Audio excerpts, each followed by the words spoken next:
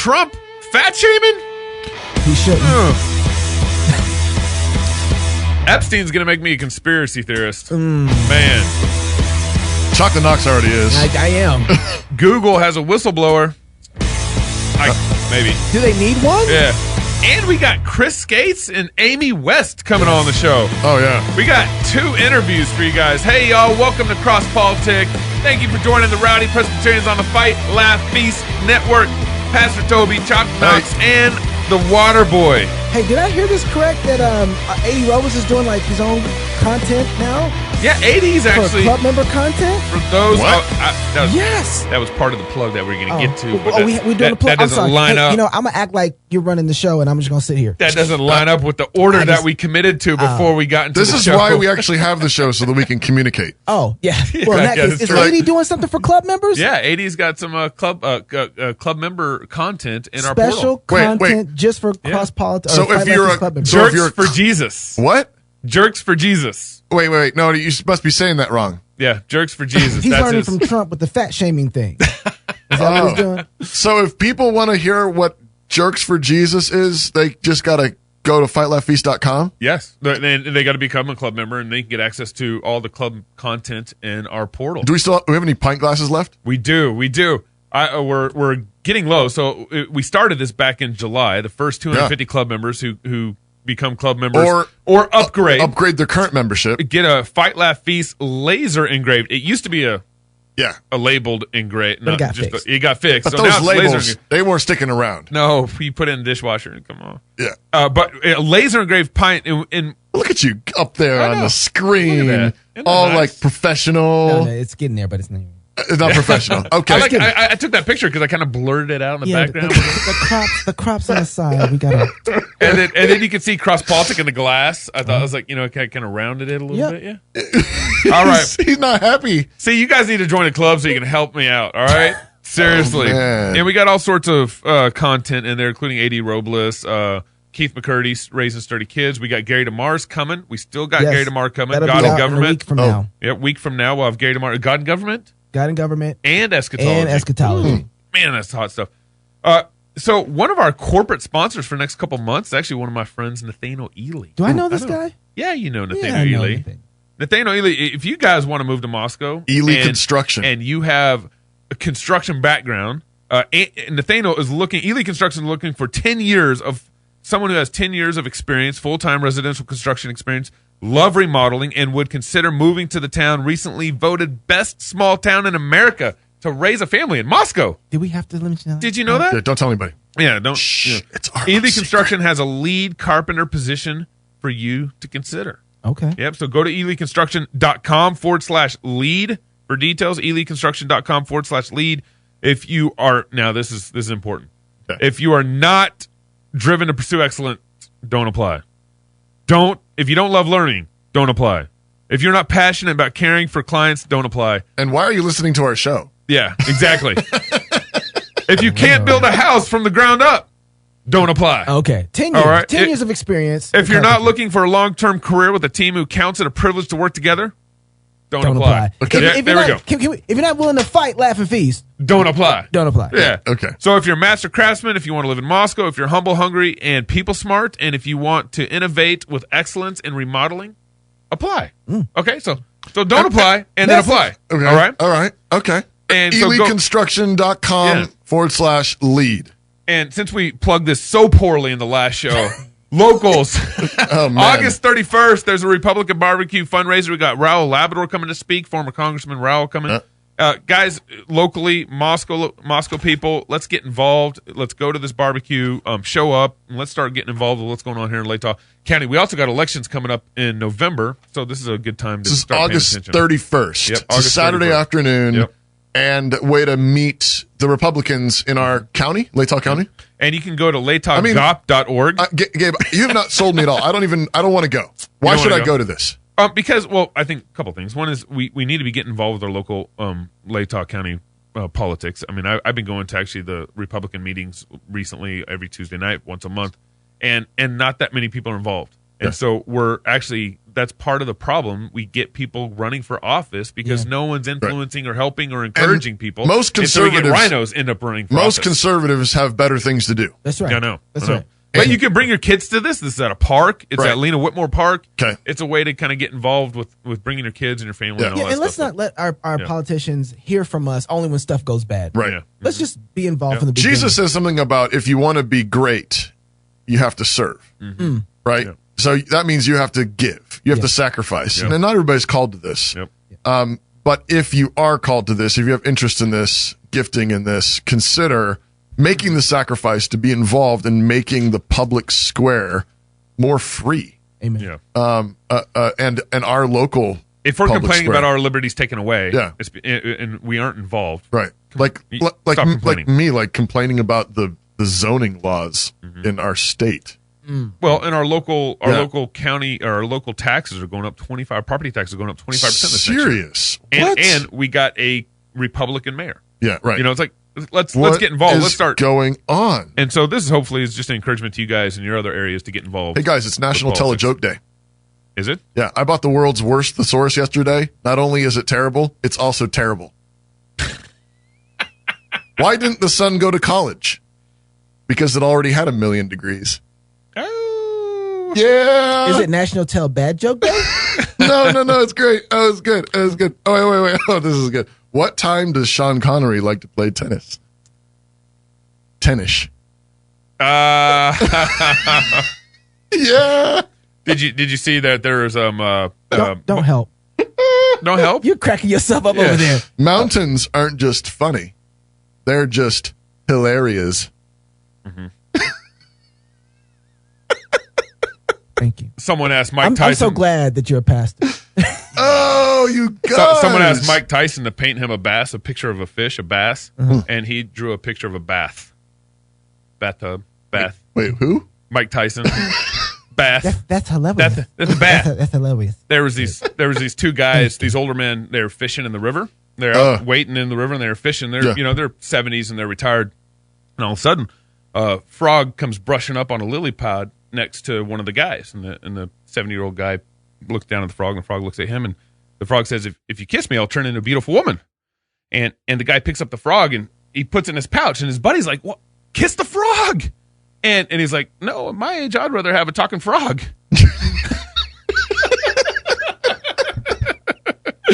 Oh, man. That's pretty good. That was a good one. I approve of that one. All right. You go with that one? No? Let's get in the news. Let's get in the news. So Trump is fat shaming people attending his rallies. I thought I'd never be so happy to hear that right now. Oh, man.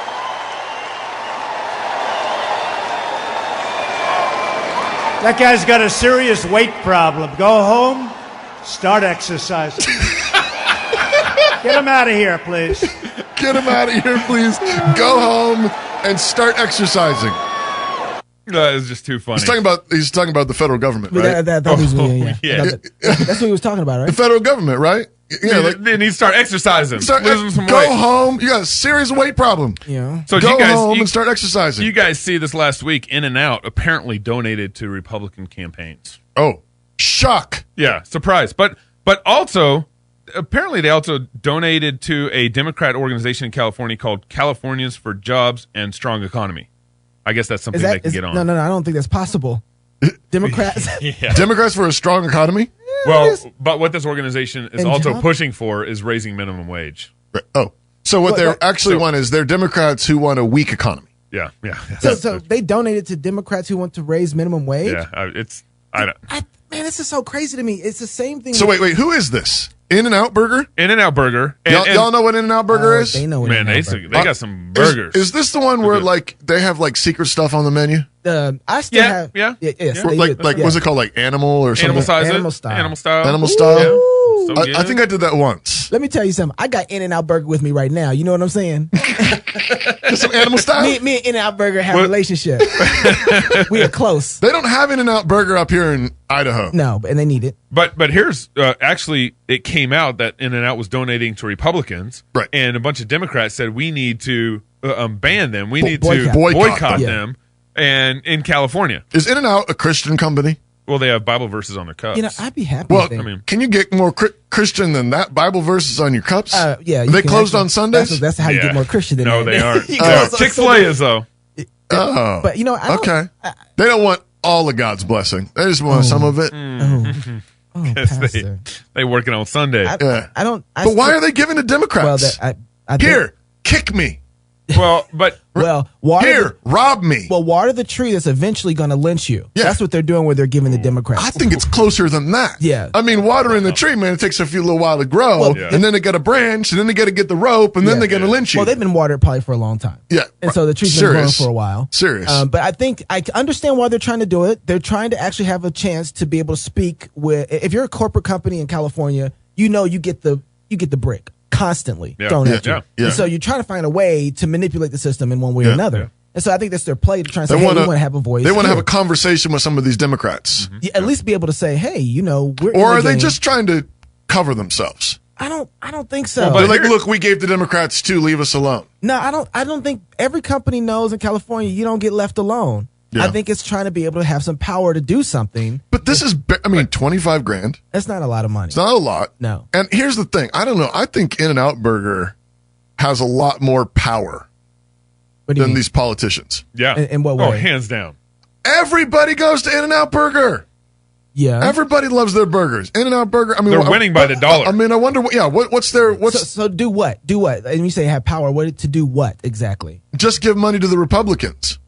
Well, yeah, sure they could start there. But I mean, just be like, we want politicians who will stop taxing the heck out of us. Okay, so let's say you're a spokesperson for In-N-Out Burger. We want right now, free markets. Yeah. We make good burgers. We want a free market. Get out of our business. And here's where I disagree with you, Knox, is the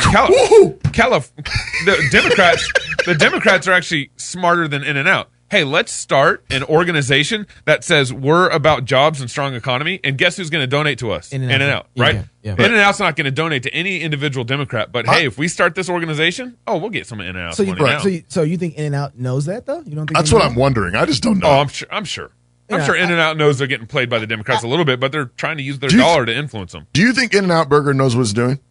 You think they're doing something tactical? I think they are, but I think they're trying to. I say this every time. The last few shows I've noticed I've been saying this. We think, and this is something that you said, we think better in the desert with Jesus than that line too. No, but I think that there has been a set of rules that have been told this is how we play the game.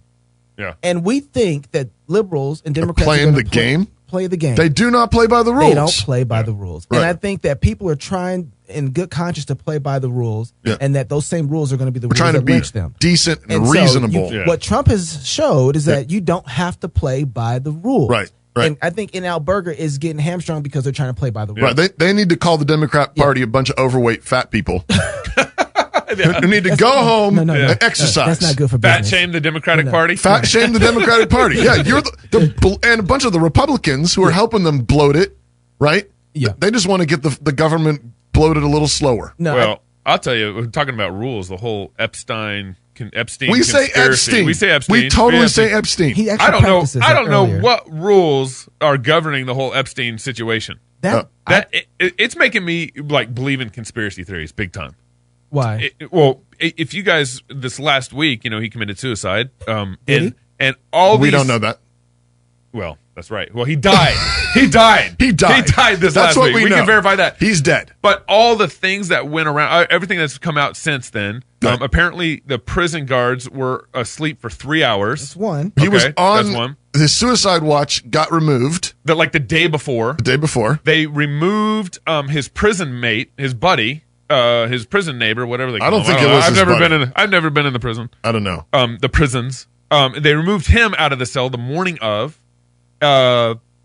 They falsified the logs. The prison guards falsified the logs. Right. Said they were awake and but the video footage shows that they didn't actually make the checks. Right. And then apparently there's no video footage of the cell. Was there ever? Yeah. I think the cells get full-time surveillance, especially in. So it's just disappeared? They apparently had technical difficulties. They had technical difficulties. Technical difficulties. And then lastly, how he supposedly killed himself was he took a sheet off the bed, wrapped it around his neck, ties it to the bed behind him, and then leans forward. Right. And then apparently has broken bones because, you just lean forward. But it's like I and choked yourself to death. It's like his Adam apple got crushed. Okay. What they say is common in strangulation. Oh, yeah. But they say sometimes in really old guys, it can also break if you hang yourself. Okay. Yeah. So there's a chance it's still suicide, but it's not looking so good. Does anybody know where Bill was? Oh, he was getting himself painted in a dress. Up on the wall. Anybody know where Hillary was? Well, here's the deal. This is so apparently one of the gals testified, and it came out that she testified that Epstein set her up. She's like 17 at the time, I think. Set her up with Prince Andrew. Who's Prince Andrew? In the UK. What's his dealio? His mom is Elizabeth, right? Oh, okay. Is that Queen Elizabeth? Is he like? But there's other princes, like the princes. Or is that is that her husband? What they call, I forget how they called it. Can't just say some nobility and they're like, I'm sorry. On behalf of Gabe, Prince Andrew, we apologize to our UK audience. Would you please? So now you just brought the UK family. No, now they're mad at me. Like, mad at me. What are you saying? What are you saying? Hey, UK family, you guys just email me and straighten me out. Who is Prince Andrew in relationship to Queen Elizabeth? And if he got hooked up with one of these, so she testified to under oath. I don't know if it's under oath, but in the investigation, okay. She testified that Epstein set her up with Prince Andrew. And she testified on a couple of other names. But my point is, in all this, there's internationally, no one wants Epstein to talk. Yeah. Where's his cache of evidence?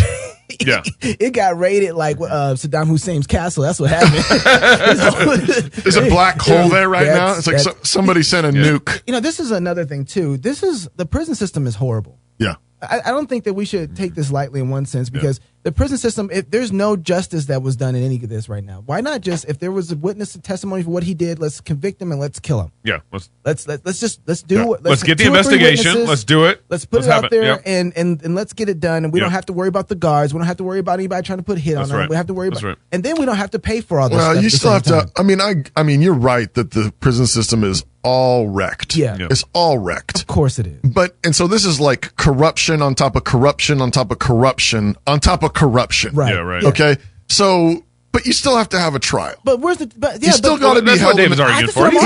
But he's got to be held in a cell. You got to have guards. Yeah. You got to have surveillance. You got to have that happen while you're having the trial. Yeah. I don't have a problem with it. But you're still going to have guards. But this has been going on for years. How long? Yeah. This has been going on for years.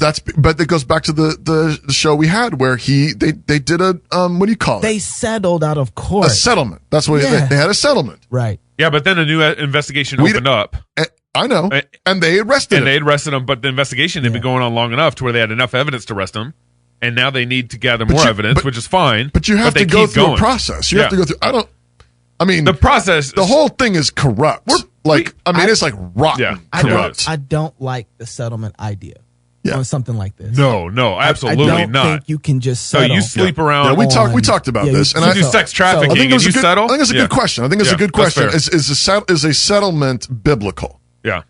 On certain cases, there is a settlement that's biblical. Right. Absolutely. Yeah. But that's a settlement between the father and usually the perpetrator or the family. Not the government. Somebody took his daughter's virginity. Yeah. And whatever that your animal might have gorged, what is the cost of that? We can settle on that price. There's settlement that is based on the person who was victimized. So there's settlements, but not on a mure situation like this. Like, this is rape, right? Rape. I'm sorry. That's the actual. Yeah, I'm thinking of. Well, sex trafficking, I think is. I'm thinking of certain categories that demand the death penalty. Yeah. Right. There's certain categories that there's not a settlement out of. There's judgments on. But rape is one of those situations where the maximum penalty is the death penalty. Yeah. But it's a maximum penalty. Depending on what type of situation it was. Did she yell out? Was there? But that's what I'm saying is on this situation, I guess I'm not utterly convinced that a settlement isn't reasonable. If there's not enough evidence that it was completely coerced or they don't have the testimony that it was like full on, screaming, kicking rape. Right. Like that's kind of, and especially with underage and all that kind of stuff, like then we're talking death penalty. Yeah. But you have to establish that with 2 or 3 witnesses. Yeah. And if you can't establish that, but you can establish that something really gross happened, very deviant happened, then is there a place in biblical law for a huge financial settlement, basically, and maybe sure, getting tagged as a predator, you know? Right. I don't know. That seems heading in the right direction. Yeah, but the way that this settlement came down wasn't based on the lack of evidence. It was based on who told you to take the settlement. That's right. Yeah. Okay. No. So but that goes back to the corruption, right, on top exactly. of corruption on top of corruption. All this made me think about, and they want to take over my healthcare. Like, oh, serious? Like they can't even keep a guy alive in the jail cell, right? And yet they want to take over my healthcare. Yeah, right. Yeah, like, we'll keep you alive. Don't worry. Yeah. We got suicide watch. We for got you. a great bureaucracy for you. We will take care of you. Yeah. All right. College is back in. College is back in, and the craziness. The students are coming back. Would you be willing to sign a petition for me? The crosswalk signs, we're trying to petition to have them changed. Some students on campus have been offended by them because it's just a picture of a white man. We're proposing that we could change them to be more representative of an inclusive environment. There's a pregnant man. Oh my god, yeah. Wait, that's awesome. Is this something you've thought about before? No, like I never thought about it, but like I can see, like I guess, like why some students have a problem with it. Okay, yeah, that's cool. I'll totally sign that. Samurai. We proposed like these other so things lit. so it could be more. Yeah. So lit. We just didn't want to above his head. You know? Yeah, no, that's cool. So is this something you guys can get on board with? What is that, Chuck? Absolutely, yeah. You guys sound A black thing. I don't know. A black stick figure. It's like one of many ways in which the default is imagined to be a white man. This isn't probably the most important one to me, but I totally get that it would be important to other people. But we're trying to be, we're trying to be pioneers. Well, that's a good idea. Thank you so much. Okay, you're welcome. I haven't really thought of it as a white guy. I've just thought of it as the lightest white. I mean, now that I've thought about it, I haven't ever thought about it, but it's just one of those things that it's definitely a lack of representation. Yeah, for sure. Is this something you've thought about before? Yeah. Yeah, I thought about that one time. But I think the dude is right. He's like, I haven't thought of it as a white guy. Just thought of it as a white. The lightest. I mean, you've clearly been. I've never racialized the sign. You've been indoctrinated. Oh my goodness. You've been indoctrinated by the. You're part of the problem, the patriarchy. Yeah. The systematic. But here's the thing: is systemic racism. I got a good idea. Let's not send our kids to public universities. Have you noticed? Have you noticed that all the letters in the book are black? You know why? Because without black letters, you can't understand anything. There's a reason. Actually, and on my Kindle, I reversed it. Yeah. Oh. Wow. So there'd be white Because letters. the racism in your heart, you can't stand to see black letters because they make so much sense. No, Toby just likes the black drop. The white letters.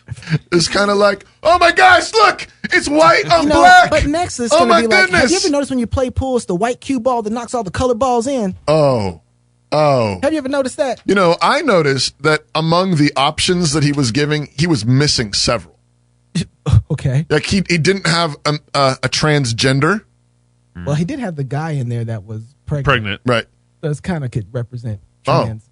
Yeah, good. I could Okay. represent It was a fat trans. I'll give guy. that. It was a fat guy. It was unclear. It was very unclear to me. Yeah, they weren't completely represented. I don't know. Well, and explain this though too is that he's mocking this idea, Absolutely. right? Like Yeah. this is This is from Campus Reform. So this is not a real petition. Yeah. But it's going that way. This is how fake their worldview is. This is how fake, and this is how easy it is to manipulate people who buy into this worldview. So this is your public schools dollars at work. Oh man, right? Those kids, and even a professor later on in the video, right? She was for signing it. Like they're all like, "Oh yeah, this totally makes sense." Yeah. And I thought about that. But why would you send your kids to a university where what would you say? VTech, Virginia Tech has got on their welcome badges as students come on campus. Preferred pronouns. Preferred pronouns. Himself. I'm triggered. I'm triggered. Yeah. Well, wait till Chris Skates comes on the next segment. You're really going to be triggered. Man. Coming on next Across Politic, Chris Skates joins us. More Across Politic coming up next. Classical Conversation supports homeschooling parents by cultivating the love of learning through a Christian worldview in fellowship with other families. We provide a classical, Christ-centered curriculum, local, like-minded communities across the United States and in several countries, and we train parents who are striving to be great classical educators in the home. For more information and to get connected, please visit our website at classicalconversations.com. Classical, Christian, get connected, get community.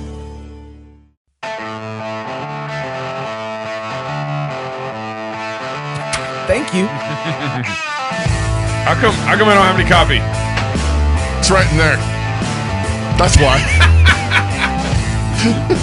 Welcome back to Cross Politic on the Fight Laugh Feast Network.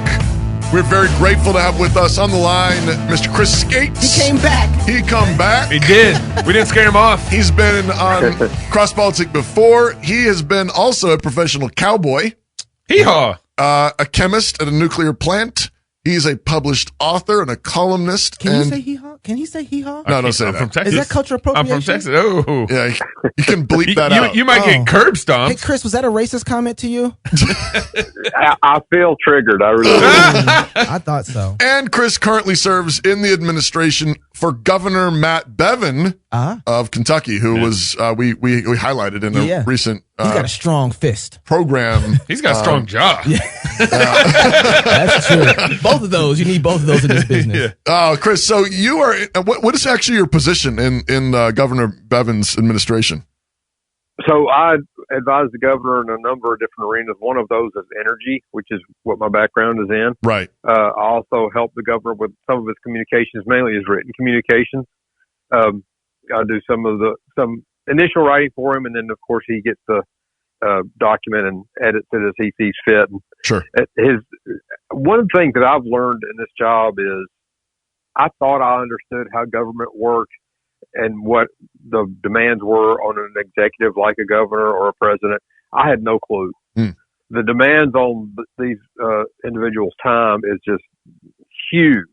So like if he may get 100 requests a week for somebody wanting a letter from the governor for X, Y, or Z. Wow. And there's no way he has time to sit down and write that many letters. So, you can maybe take an initial stab at it to save him some time, and then he finishes it. Yeah, right. Wow. So I do writing, I do energy advising, and then sometimes just strategizing. Now you're in the middle of a race for governor of Kentucky. Yes. Why is this race important? Wow.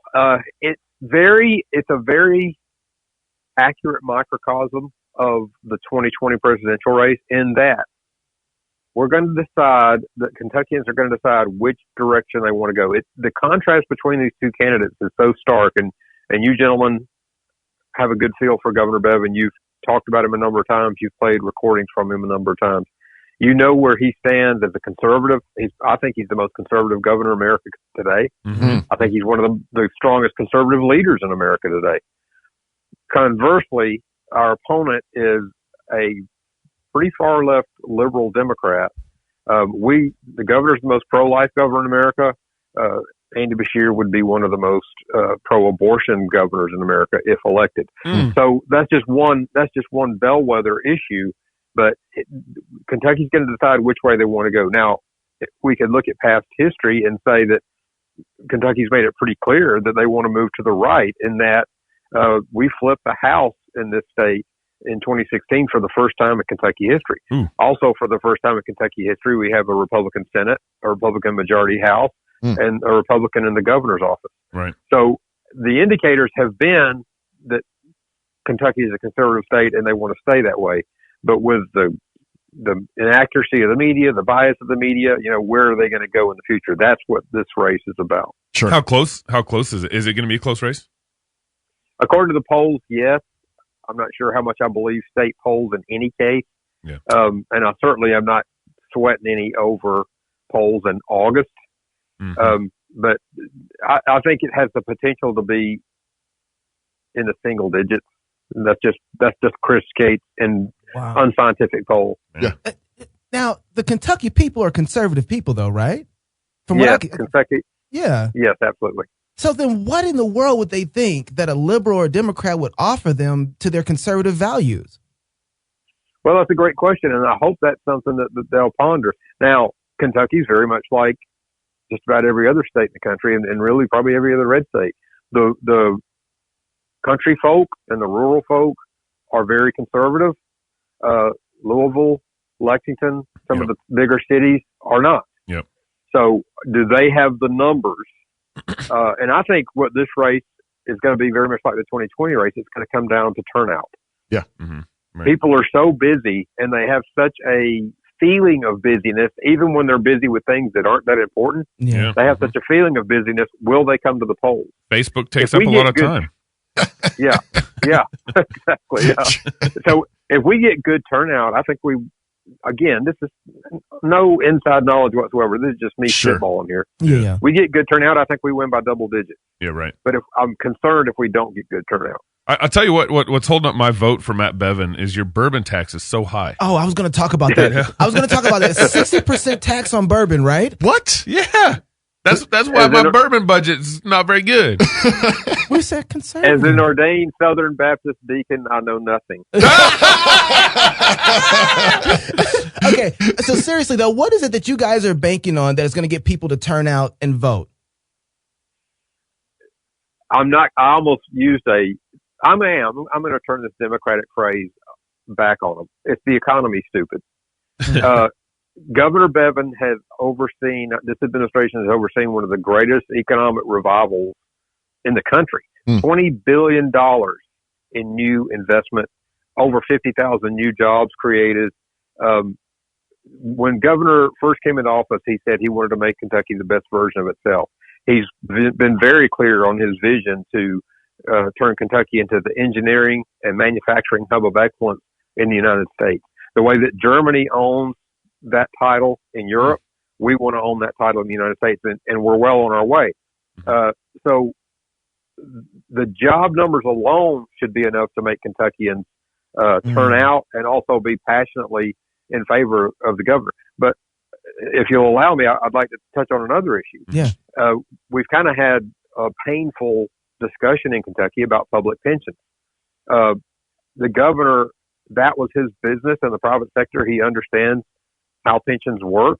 And we have a structural problem with our public pension system, which problem was created long before Governor Bevin ever ran for office. Mm-hmm. He's just the one that's been bold enough and courageous enough to come in and tell people some painful truths that, hey, guys, we got to change the way this pension system is structured in order to make sure that we keep our promises to our teachers. Yeah.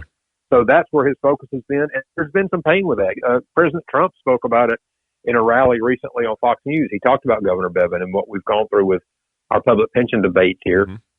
And when you do the right thing, sometimes as a leader, you get gigged, you get hit. Yeah. And so that's what's happened. There's been some absurd narratives put out there that the governor doesn't like teachers. It's ridiculous. His grandmother was a teacher. His dad was a teacher. He loves education. He loves teachers. He's got 9 kids.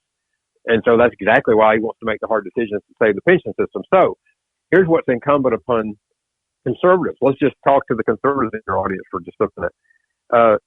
You can't ask for a leader who's outside the box, like Governor Bevin, like President Trump, who's willing to stand up against the swamp, as President Trump calls it, and then expect that it's all going to be sunshine and rainbows. Oh, Yeah. sure. Yeah.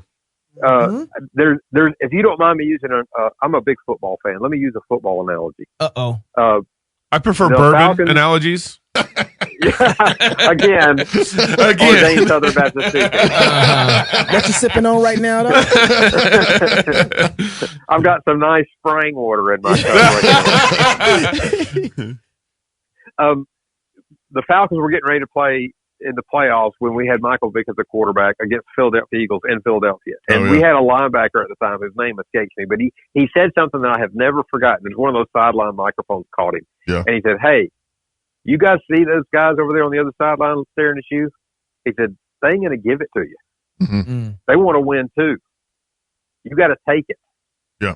So when we elect conservatives in a state that's been run by Democrats for 120 years, Whoa. they ain't going to give it to you. Yeah. Yeah. They want to win too. And that's the same thing that the president's up against. Yeah. The swamp has been the swamp. The administrative state has been what it is for decades and decades. There's going to be some pain. So I wish that a lot of my conservative friends would not get so worked up when the president's being criticized on NBC about one of his tweets and realize what the man's up against and what he's accomplished. Chris, why? That's really good. And why is it that Christians in particular? So you were speaking to conservatives, but let's zero it in even closer. Most Bible-believing Christians are conservatives. And why is it that we don't have a stomach for the fight? One of the great lies that the church bought, I don't know when it first came about, was that when we taught our seminarians and we taught our seminary professors, stay away from politics. that was a toxic idea. And so now we've graduated a bunch of guys for a couple of generations who are good, godly men in a lot of cases, but who have no understanding of political science, no understanding of the nature of the left, which I consider myself somewhat of an expert in, and I can expound on that while I think that's the case. Oh, please. And how insidious they are. Yeah. How the left never, ever, ever rests. Right. And so if we're gonna emasculate our clergy and not teach them about that, then we should expect what we are seeing. I was going to say because the pastors are embarrassed of drinking bourbon, but that's a good answer also. but there's that too. The thing is that, I mean, even that, the way you've described the left, I mean, but if we know our Bibles, we ought to know that the devil never rests. You know, sin never rests. I mean, you don't become a Christian and then Paul's, nowhere in the Bible does it say, now that you're a Christian, you can find a couch to sit on. It's take up your cross and follow me. It's now put to death mortify the flesh, put to death the members that are still on the earth, fornication and adultery and all these things. I mean, it's a battle. It's a war, which means that I think you're right. I think the failure to address politics is a huge one. I think that was us pulling back from a fight. But it seems to me that we pulled back from more than just politics. We pulled back from fighting, period. That's right. Fighting sin. Yeah. And so no wonder we can't keep up with the left because we haven't even been fighting the sin in our own hearts and our own families and our churches. I think you nailed it.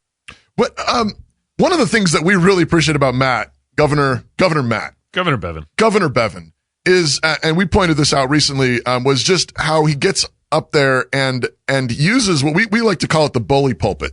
Where he just, not only does he answer the questions, he's not just on the defensive, he's on the offensive. He's combative in a gentlemanly way, but he's bringing the battle to them. And we would love to see more conservative governors doing this. Please. Why do you think, Matt, why does the governor of Kentucky do that so well? And is it working? Well, a slight aside, and then I'll answer your question.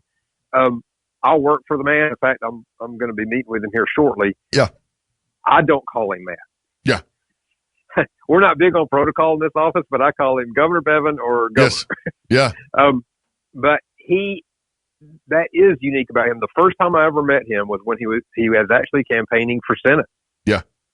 And I was at that time writing a political column, and I wanted to go cover this new hot shot on the political scene, and I went to interview him, and in 10 minutes we just clicked because I realized, okay, this is the kind of leader I've been looking for. That's just who he is. It's not an act. It's not a routine. It's just who he is.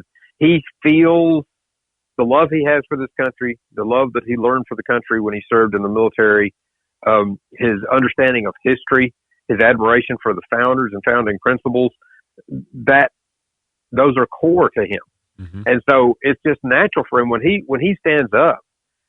It's not something that he's out of character. It's his second nature. Yeah. And why there aren't more like that, I don't know. It's disconcerting. I mean, when he's being asked about the McConnell situation, and then he runs right into New York, declawing cats, cheering on declawing cats, and at the same time cheering the murder of babies. Right. I mean, that's a punch. Yeah. Like, I'm not just going to tell you why it's crazy that they're outside McConnell's house. I'm going to tell you what, like, look at our country. Right. Yeah. Yep. Yes. And technically that topic wasn't even part of the discussion, and he brings it in. But he sees an opening. It was a great sidestep punch. For a punch. Absolutely. For a punch. You know, I want to ask you a question, Chris. When you were talking about the fact that clergy have not engaged properly because they weren't taught to engage politics. He said we were emasculated, I'm pretty sure. He went Galatians on us. He did. What does it look like for clergy to engage properly into politics? Because if they're not engaging, they don't know what that looks like. And it seems like sometimes they can't even. It's a good question. How do you even get close to that if you haven't been taught about it? So from your standpoint, what does it look like for clergy to actually engage politics right now? when one stands up, the first thing is somebody says, "Oh, be careful! You don't want to lose that tax exempt status." Yeah, which is has been weaponized. But the other thing is, I'll just go ahead and say it. This is just us guys. Nobody else is going to hear this. Just us. The Democrats in the pews just blast them. Yeah. Maybe even threaten to fire them in some cases. I know that's happened in Kentucky. Mm-hmm. And so I can see it from their side. You're already a pastor. You're already not exactly in a lucrative profession. You probably got a family to take care of. Mm-hmm. When you have a couple of your search committee members come and see you after you have said something, and they're mad at you, that's disconcerting. And then there is a more pure motive. A pastor that I love very dearly that has been tremendously influential in my life. He and I had a coffee the other day, and he said, "Chris, I still have to minister to them. They are my flock. God gave them to me as a flock. Now, do I agree with their politics? No. Do I wish they were more conservative? Yes. But they are in my flock. And if I alienate them and they leave my church and they're in church, then that's on me." So I get that part of it. It is a slippery slope. How people that sit under the Word of God week after week can support anybody. Let's use as an example, anybody in the Democratic field of presidential candidates. How anybody can justify supporting any of those people baffles me. Yeah. I attribute it to ignorance. I think they don't really understand what those people believe and what they should believe as a Christian. Or again, and I know pastors have tough jobs, or pastors aren't making these lines as clear as they need to. I use this example all the time. There was a pastor who was preaching, "You shall not steal, you shall not steal." His church was like, "Amen, pastor, preach, you shall not steal." It was in a logging company. And so these logging community. And so these guys would be at the top of the hill and they put their logs down the mountain. But what they would do is they would brand their logs, but other people would come mid of the mountain and cut the logs off and rebrand it. Yeah. And the pastor knew this. So he's like, why isn't everybody still praising me? Okay, and this Sunday I'm going to preach, "You shall not recut and brand your neighbor's log." He did that and everybody hated him. Yeah. Now he'd been preaching the same sermon for months. Yeah. And now he says it like that. Make it clear. He made it clear, and then everybody like, okay, what's wrong with you? And I'm going to lynch you. Yeah, exactly. Right. And I think that part of the process is that it's somewhat for pastors to hide behind I'm just trying to preach here. But all their preaching connects to real life if they're doing it right. And the other side is, I think that's an excellent metaphor, by the way. It is a good one. And I think the other thing is frequently when the pastor thinks, "I've got these people in my church, I need to minister to them," he frequently doesn't realize how much the people in the pew is actually ministering to the rest of the church, ministering the sickness of leftism, the sickness of socialism, the sickness of all this stuff. That's getting ministered, buddy. Right. Yeah, that's right. That's getting ministered while you sit there and say, "Well, I got to minister." And remember, I mean, sometimes the faithful thing is to drive the wolf out. Yeah. And I mean, 1 Corinthians 5 is there. Matthew 18 is there. Yeah. And maybe they're the biggest tither. And maybe you need to say, "Good riddance." And Jesus is there. And because, what do you like to say about Jesus in the wilderness? It's better to be with Jesus in the wilderness than Pharaoh in Egypt. Yeah. That's right. That's right. Yeah. One more question before you go. I know you have to run. Right now, is Donald Trump helping or hurting you based on what he's doing right now in politics? Is he an asset or is he a liability? He's a total asset. Yeah. And the governor has made this public, so I'm not speaking out of school here. The governor and President Trump have a very good working relationship, and they've gotten to be good friends. And in fact, the president said on Fox that he was going to do a rally for the governor, and that's coming up really quickly here in Kentucky. So they understand each other. They have met many times and speak on the phone frequently, and they see some of the same threats, and they understand that they have to be met. Yeah. Those challenges have to be met. Before we go, can I say one quick thing about how I know about the left? You got the mic. Absolutely. Yes, Do it. You got it. My grandmother was a Polish Jew, and she got out of Poland ahead of the Nazis. She was a hard, tough old lady, and she would sit me on her knee when I was 4 and 5 years old and whisper to me about what the Nazis did, and make sure that I knew this poppycock that people like Cortez spout about the Nazis being a movement of the extreme right is a lie. Yeah. The Nazis were in a movement of the extreme left. Right. The Aryan socialists. Right. So when my grandmother would tell me about them, I'm reminded of what Solzhenitsyn wrote, I think, in the Gulag Archipelago. He said the most difficult thing about living under Soviet oppression was not the terrible infrastructure. It was not even the lack of food. The most difficult thing about living under Soviet oppression was the nonstop, never-ending bombardment with lies, lies, lies. Wow. Thanks to our media, that's 2019 America. Wow. That's why we need a cross-politics Christian platform, media platform that is pushing back. Oh, man, that's good. That's really good stuff. Hey, Chris, where can we follow you at? How are we keeping track with you? Right now, my writing career has been so incredibly lucrative that I've had to shut down my website. So go to my Chris Gates Facebook page up until Facebook probably puts me in Facebook jail or something. Right. More cross politics when we come back. Chris, thank you so much for joining us, man. Okay, thanks, guys. If you need a little red meat in your diet, Pastor Doug Wilson. When the Constitution of the United States was adopted, the First Amendment addressed the issue of an established church at the federal level, but this did not address the Christendom question. It has been made to address it by means of revisionist history, but originally it had nothing whatever to do with it. The Constitution forbade a Church of the United States on federal grounds, not on secular grounds. The document was dated in the year of our Lord, 1789. And at the time it was adopted, 9 out of the 13 states had established churches on the state level. There was no sense in which the non-establishment clause was violated by those states having official state religions. To enjoy more red meat of this kind, check out the podcast on iTunes, or for more blogging of this particular nature, blog and Mayblog at DougWills.com. Kind of sticks in your teeth, don't it?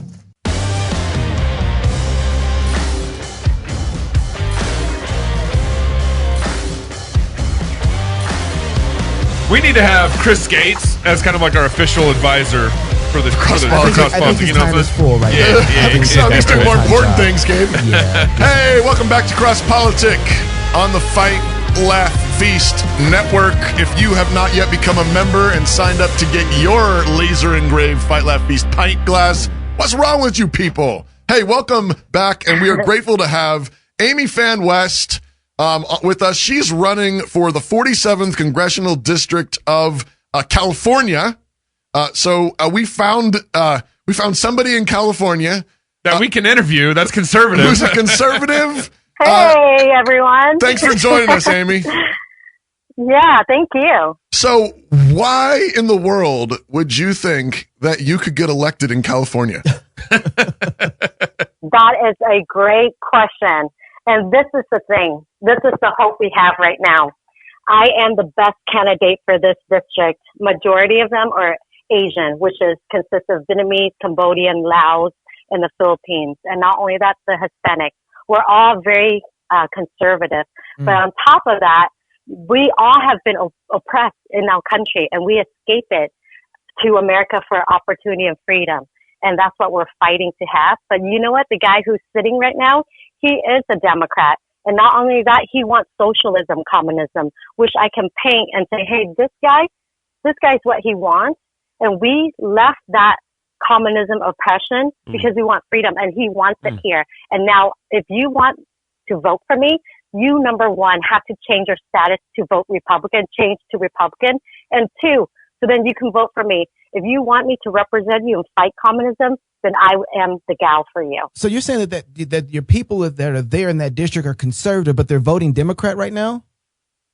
Well, you know what? A lot of the Asian community are registered as Democrat because, you know what? The Democrat has told our minority that, hey, we will take care of you. We are the minority. But the problem is they are not. They're not fighting for us. They don't even care about us. So they just want the vote and the power. So this time around, and this is the reason why I will win the seat, is because I'm going to tell him to the people there that I will represent them. and that I will fight for them. I will be their leader, and we will fight communism together. I like what you're talking. Here's a question I have too with that is so for black people where I come from, so most of us right now are voting Democrat. We're kind of like in the same boat here. So here's the deal. When I come in as a conservative, I naturally get tainted with, oh, you're with the other guy. And so I seem to have an uphill battle to teach them and walk through and tell them, listen, there's liberty on this side. And I think we had, what was it? The guy that Black Guns Matter. I can't remember his name right now. Maj Toure on talking about that. There's been a really bad process of conservatives going to minority communities and tell them that they have the better plan. And so how is it that you're going to communicate that well to the people there in your district? Well, see, this is the problem, is that they paint the Republican Party as all the white male, white old male, and the Democrat as all minority and different ethnicity. But yet they're wrong. Look at me. I'm an Asian American, a Vietnamese American, and not only that, they call me a white supremacist. How does that happen? How's that possible? You know what I mean? Since day one, I announced I was running. Within 3 days, I got attacked by Alan Lowenthal's supporters saying, hey, she's a white supremacist, her husband's a KKK, and her kids look Mexican, they should be in cages. Oh. How lame is that, right? They said that? How lame is that? Oh. Yep. Oh, you can man. find that on my Facebook. And not only that, what they said, it brought national attention from the Epoch Times, and they wrote about it. And they translate in all three languages, English, of course, Spanish, and Russian. Wow. So anyways, they call me a white supremacist. So, I mean, that's the only thing they can call me. And, they can't argue, debate. That's what they resort to. But this is the thing. In the Republican Party, it's changing. We're not only known for the white people, we're known for the minority, we're known for different ethnicity, and we defend the people. We value life. And this is the party, the Republican Party, that's now representing the people. Because we value their lives, we're going to value what affects them. And this is a strong message for the minority community in my district. So the Black, the Hispanics, and the Asian. So the cynic in me is that the Republican Party, I vote Republican generally speaking, never vote, I don't think I've ever voted Democrat. But the cynic in me is that Republicans, when I hear Republicans talk, I tend to think they're just doing lip service and don't really have any courage behind what they really are saying. And so when I hear you talk about, the Republican Party being the party of the minority, I believe, economically speaking, I think the Republicans inadvertently do that, because they're for free, tend to be for free economic freedom in their economic policies and so forth. But in terms of actually genuinely meaning what they say, you got to win me over, I guess, a little bit on that, Amy. Right. Yeah, I will. This is what I would say.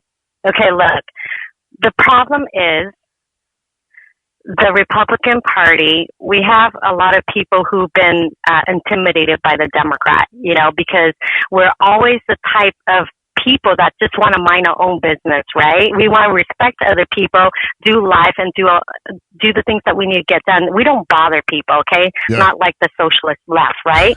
So we always mind our own business, right? And that's the problem. We let things happen and we let things lie because we weren't, attentive to it because we just want to mind our own business. Mm-hmm. And there's nothing wrong with that. But as decades come and go, things get stagnant. And then, if we don't do anything, bad things happen, right? Mm-hmm. So there's a quote. This is what I'll say to you guys. I don't know who is it by, but evil prevail when good men and women stand by and do nothing. So that's something I want to encourage the Republican Party. Mm-hmm. That's something we should put on our, the forefront of our mind all the time. It's like, hey, it's time. And you know what? And this is the reason why I think it's true, because that in the Republican Party, the people are starting to realize, hey, we're letting it being stagnant for so long. Look at what happened right now. Look at the education system. Mm-hmm. They're trying to sexualize our children from as young as kindergarten to 12th grade. Yeah. I mean, if you want to teach them, health, sex education, you don't need to teach a kindergartner about that. Mm-hmm. That's called indoctrination. Yeah. Okay? And look at our education. Now look at our state. I mean, we have to have a poop map in San Francisco. Yeah. I mean, what the heck is that, right? Like, really? You know, what the heck is going on? No. You know, what the Golden heck is that? State. What is that? The poop map. Exactly. So we have to have a poop Have you map seen in that? San Have you guys not Francisco. seen this? No. What is it? Amy, my guys have not seen this. So there's a app out that Oh you my can God! bring up You need. that maps out where all the poop in San Francisco on the streets Yes. are located at. Yes. Because San So Francisco when actually people has a call huge in- public pooping problem. Exactly. Okay. So basically, they call in and say, "Hey, report there's a poop incident in this area." They mark it down. Okay, that's where the poop map happens. Yes. And then not on top of that, Oh my if your gracious. if your dog poop and you didn't bring your poop bag You get to fined get it, for then it. you get a citation. Yep, you get a fine. But if you poop on the street, you're fine. Yeah. So So if it's a just human so poops on the bizarre. street, so listen to this. So if So- a human poops on the street, it's okay. So what happens is if you're walking your dog and you don't have a bag Yeah. and it poops, I got you that. just say it's me. I did it. And you don't get fined. Exactly. Wait, Exactly. Just say that. Okay. So that's my poop. So Amy, so this is the thing. Back to what you're saying. It's because the Golden State was supposed to be golden. We, as California, was leading in economy, economics, finances, to everything, right? But when we let it sit and we don't attend to it, it's kind of like a marriage. It's kind of like a car, right? yeah. You have to take care of your car. You put oil change, maintenance the brakes and whatnot. It's the same thing in our state. We have to maintain it to keep it going. But because that's Republican, we were stagnant. Okay. Yeah. And now I believe within the Republican Party, we are rising up. We say enough is enough. That's why you see more people are coming to the Republican Party from different ethnicity, different religion, because they're fed up with the left. And I guess in a sense, thank God the left is going so left Right. that they're giving us a chance to win California and to win America back, basically. So Because normally, you talk about a poop app Yeah, I in haven't San left that. Francisco, and I'm there. sorry, I'm still stuck there too. too. And again, the Democrats have a super majority, I believe, in California. Yes. So why bother? I mean, they're pooping on the streets. The Democrats have a super majority. Can you make a difference? Really? Yes. And this is the thing. It starts with the people within the state rising up. Okay, so do you remember the story of Bonhoeffer, right? Yeah. Oh, sure. Do you know that story?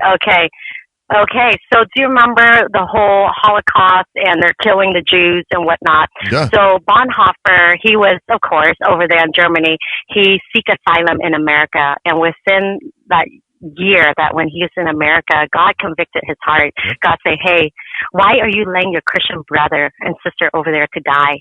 Why are you here? Mm-hmm. And so he was so convicted, he came back there and tried to save the Jewish people. And you know what? He got caught.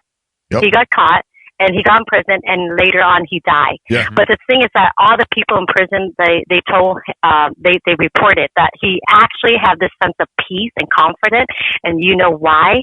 Because he said, if I'm a dead man, I'm a dead man. Literally, who can hurt me? Right? Mm-hmm. Until I think as Christian, we come to that realization, hey, if I'm a dead man, I'm a dead man. No one can hurt me and actually can continue doing the work God called me to do. I'm not afraid. That's good. I'm not afraid. Yeah, I can move forward head on That's because good. God is with me. If my time when I'm up, he'll let me know and I'll be okay. Yeah. But until then, I'm going to fight with all I got until God call me home, and he will protect me in the meantime until I'm done. That's great faith, Amy. Thank you. So that's how a Christian, That's good. that's why all Christians should have that mindset. You know, until we have that mindset and come to that realization in that place, I think we can be truly effective within our city, in our state, and in our country. And not only that, but around the world. That's good. So if you're a Christian today and you hear my voice, please consider this. Take an inventory of your life right now and think about it. Hey, this is high time. For such a time as this, God is calling us Christians to rise and to stand and be bold and courageous, for the Lord your God is with you wherever you go. We do not need to be afraid. Okay? But is she preaching? David I don't know if she's preaching. She might be preaching. David David stood before Goliath. Do you think he was fearful? Yes, he was at first. I would too. But he took up the courage because he knew that God will be with him to fight for such a time as this in his generation, that he must rise. So likewise in our generation, this is the time we must rise as Christian in 2020. We need to get our butt off our couch and go vote. Not only that, but register Republican, because during the midterm election, if you are not registered Republican, you cannot vote for a Republican candidate, okay? Then that defeats the purpose. So if you are hearing my voice today, you're a Christian, you're professing that Christ is Lord and your Savior, and you are against late-term abortion, this is the thing you need to do. You need to go and re-register yourself Republican, or else you cannot vote for me if you're in my district. You cannot vote for a great Republican who wants to make a difference in your state and in your nation. So, Amy, so you have to re-vote, re-register. You're going. Amy, you have a history though. So you came from Vietnam. And tell us your story. Like this is part of, like, I can't help but believe this is part of how God brought you to where you are today. Amen. I completely agree with you. Every one of us have a journey, a purpose in life, and all of us have a different story to tell, and it's all unique and different. Okay, so let's not compare each other. Sure. I want to say that up front. Okay, so this is the story. My dad, when he was 11 years old, he was in the fishing boat, laying on my grandpa's lap. The communist regime came into his city, killed women, children, and men. And when they saw my grandpa on the fishing boat, they shot him 16 times. My dad was laying on his lap, and he witnessed everything. And he vowed, he said, when I get older, I'm going to kill them. Okay? So when he was 16, changed his age to 18, joined the war, helped the Americans fight the Viet Cong. Wow. And he got injured 3 times. That's when they sent him home. And then he married my mom. And then he had to escape to the jungle because that's when the communists took over Vietnam, after the war. So the communists took over Vietnam. So he hid in the jungle to protect him, his family, and his kid. And so he tried to escape, after, trying to go down south to Da Nang, try to escape from the communists the first time by himself. And he got captured and imprisoned. And this is what he told me. If they interrogate you, they beat you to the point where you are like a vegetable state. And when he got out, they released him. Of course, I don't ask him what happened in prison. I mean, you can imagine, okay? Sure. And so he got out, and a year and a half later, he told my mom, of course, they have kids by then. He said, my mom was 6 months pregnant at the time. He said, if we stay here, we're going to die in the hands of the communists. But if we leave on this fishing boat, at least we're going to our grave, but maybe a chance that we can be saved.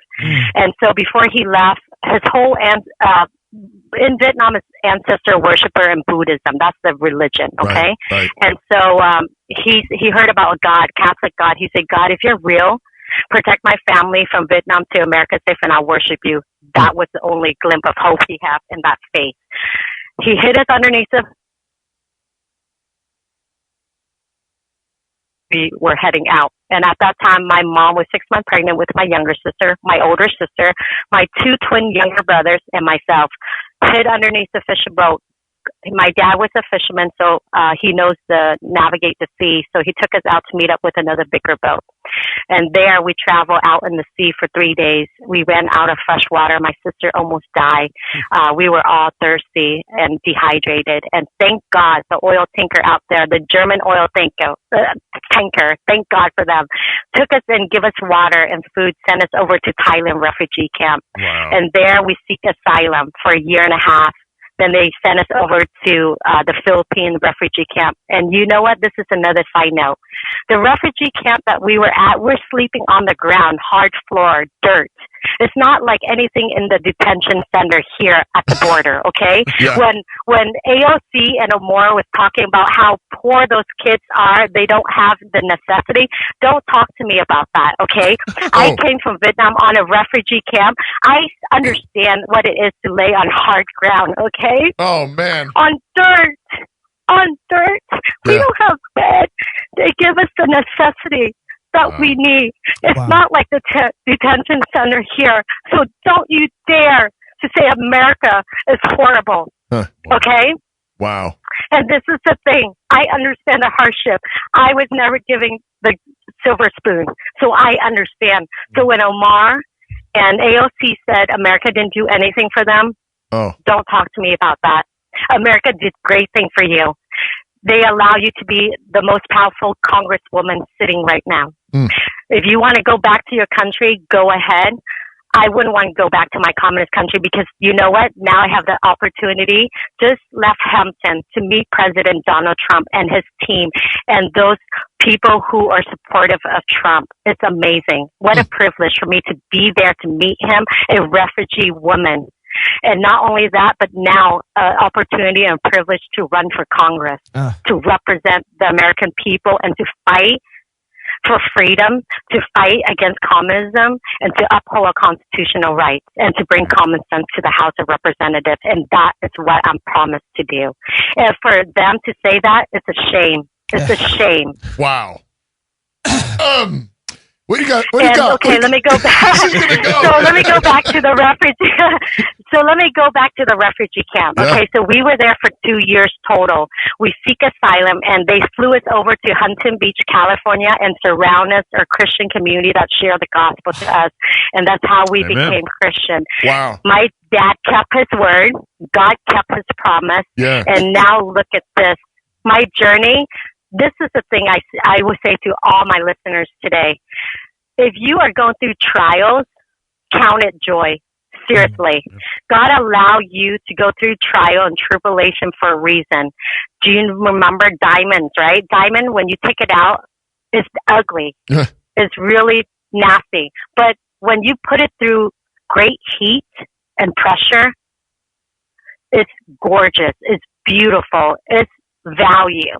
Now, this is the same thing for your life. When you hit trials in your life, welcome it because God is shaping you, transforming you, making you stronger and making you more like Him. And you will be what He called you to be after the trial you go through, but welcome it. And this is what I encourage you. Enjoy the journey, the good and the bad. Embrace it because God will use it for His glory to those that love Him and are called according to His purpose. Your life, your trial is not in vain. Amen. Wow. Like Amy, my trial and my life. Wow. Amy, what's your website so we can follow you and be praying for you? I hope you win. I want to see you actually have a conversation with AOC and Omar. I would love to see that. What's your website? I'm ready. What's your website? Okay, Amy? my website is www.amy, A-M-Y, fan, P-H-A-N, West, W-E-S-T, for Congress.com. And please help me win the seat in the House of Representatives. I need your partnership. If you hear me today, donate to my campaign. Get me to the House to be that conservative voice, to fight for freedom, and to fight to protect our country. And change donate that district. now. We want to change that district. Yes. Amy, thank you so much for joining us. If you're single, get married. If you're married, have kids. And if you have kids, go baptize them. Until next week, love God with all your heart, soul, mind, and strength. Love your neighbor as yourself. Go fight, laugh, and feast. Amen. This is Cross Politic.